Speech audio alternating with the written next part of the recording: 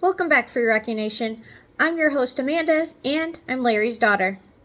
In March of 2022, I met with Adams County State's Attorney Gary Farha about resentencing my father to time served under Senate Bill 2129.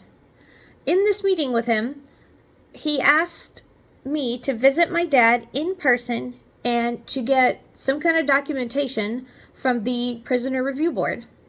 Between then and now, I have emailed Farha and written to Farha with updates on my father's medical progress, as well as our efforts to obtain something from the Prisoner Review Board.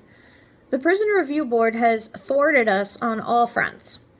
I physically mailed Farha the failure on the Prisoner Review Board issue.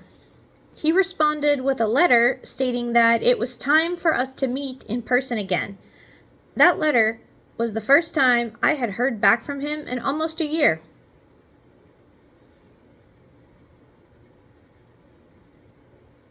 On February 16th, I met with State's Attorney Farha again. He asked me if my father had done anything positive since the last time we had met, other than trying to stay healthy. I said, yes, he hasn't died. I was a little stunned by this question. But wait, it gets better. Farha said, I got a manila envelope from you with a lot of papers in it. What did it say? A huge wave of disappointment washed over me. I had taken an entire afternoon to draft that letter with its several enclosures. He had not even bothered to read it. I summarized the efforts of trying to obtain documentation from the Prisoner Review Board, the gist being that the Prisoner Review Board is not going to play ball with us. I did inform him that I had gone to the DMV to obtain a second form of ID so that I can visit my father in person, like he had asked me to do. Then Farha asked about my dad's health. I tried very hard to highlight how my father has had to fight 2 forms of cancer and how my father had almost died after liver surgery.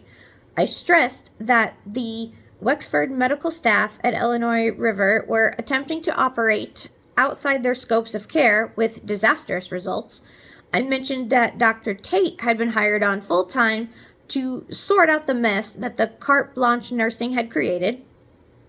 Farha asked me to get documentation of my dad's medical shenanigans, i.e. medical records as proof, testimony from Dr. Tate about the lack of qualified staff to care for my father, and an outside peer review of my father's cancer case to obtain a longevity prognosis.